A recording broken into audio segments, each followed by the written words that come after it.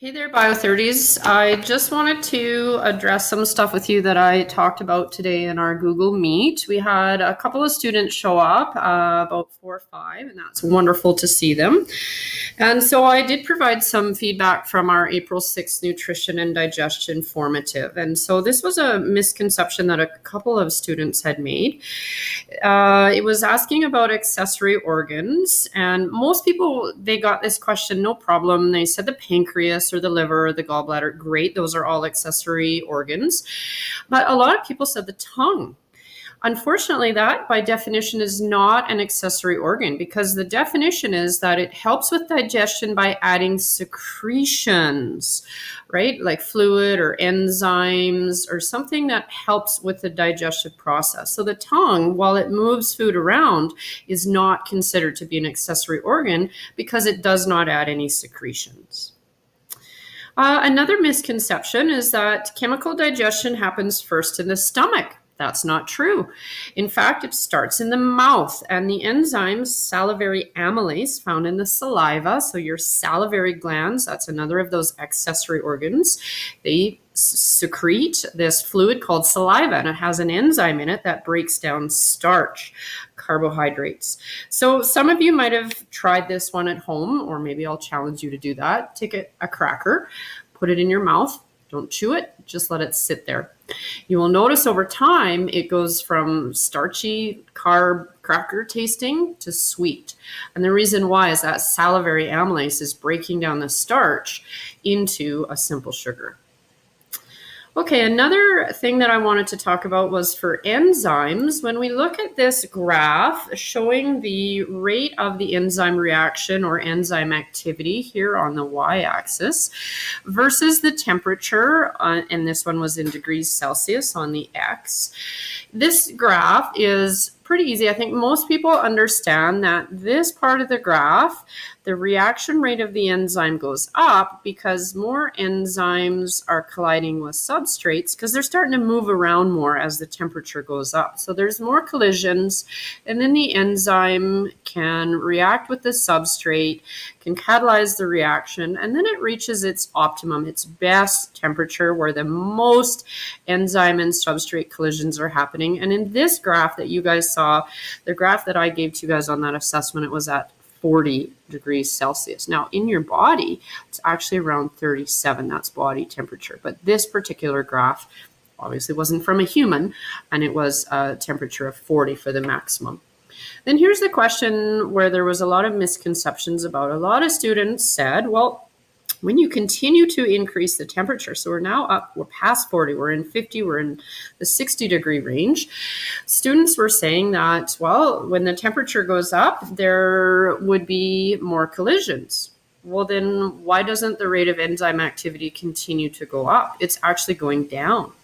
So the explanation for this is that the enzyme can't handle those higher temperatures. In fact, the enzyme starts to denature. So remember that enzymes are proteins, and they are all folded up chains of the amino acids. So at a normal temperature, the enzyme and the substrate meet together at the active site, right? That's the business end of the enzyme. The problem with high temperatures, or too high a pH or too low a pH, is that the enzyme starts to denature. And you'll notice here its active site has changed shape. So it is no longer able to bind to this substrate. Substrate and enzyme can't bind, so the reaction rate goes down. And so that's what's responsible for the last part of that curve where the reaction rate is going down. Why? Because the enzyme's denaturing. It can't work anymore. The enzyme is unfolding and not able to bind its substrate. Okay, so for this week, April 20th, make sure you review your nutrition, enzymes, digestion. There's just one assignment this week. It is a summative. And so I noticed some of you have handed that in already. That's awesome. And I will go through that next week with you guys. And you're also starting on the respiration unit. There's no assignment on this until next week. And you're reading just through the notes guide, watching some videos. I didn't produce one this week, but I have some good ones there for you guys to watch, some little animations lungs and stuff.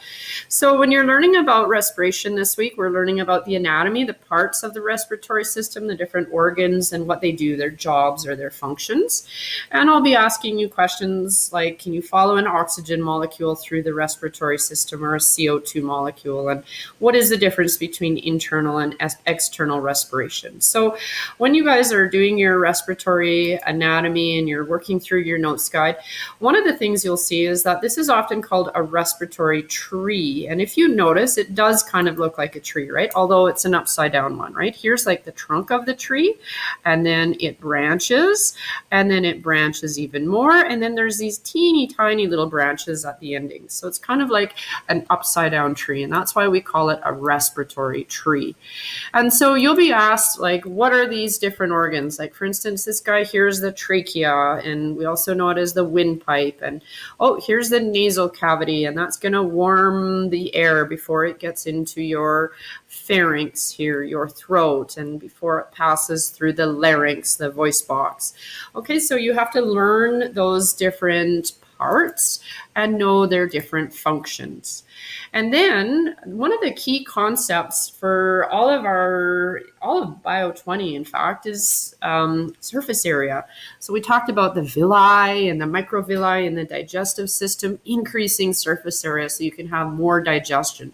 Well, the more gas exchange we're going to have is because we have lots of these little air sacs called alveoli. So number one way that we get more gas exchange is the lobes. We have more than one lobe in each lung. And so again, that's increasing surface area. Now you can't see them, but if I was to draw them out, and it would take me a long time to draw them because I'd be drawing hundreds or thousands or maybe even millions of them. But these little tiny air sacs, these alveoli, that's where gas exchange is happening in the lungs. And by having more and more, many of them, that is going to help us to increase gas exchange so that we can get the oxygen into our bloodstream and get that delivered to our cells and take away the CO2. Which brings me to the next thing. That brings me to internal and external respiration. So here's what's going on in the alveoli, in your lungs, right? You have oxygen coming in, so you have a high amount of O2 coming in from the air, from the environment, and it is going to diffuse into the little tiny capillaries that are surrounding these air sacs, the alveoli. And so that is external respiration. At the same time, remember that we have this blood that's high in CO2. It's returning from your body. And if you guys remember, we talked about those pulmonary arteries. They were the only arteries in your whole body that have low oxygen, right? They're coming from the heart going to the lungs. Why? To drop off this CO2. You get rid of the CO2 so you can exhale it out. So that's what's happening in the lung. That's external respiration.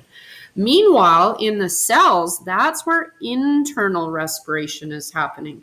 So once we get a high amount of oxygen leaving from the lungs, going back to the heart, and then going to the entire body, now we have a high amount of oxygen in the capillaries that are going to be supplying our tissues with oxygen. And remember that cell respiration is happening in all of our body cells, and one of the wastes we're making is CO2.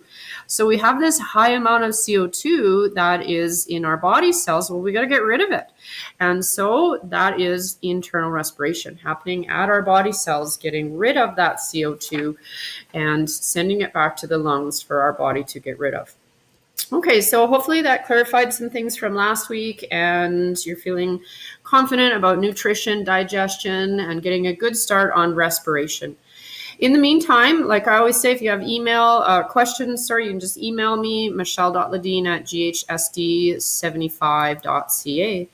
Take care. Talk to you later.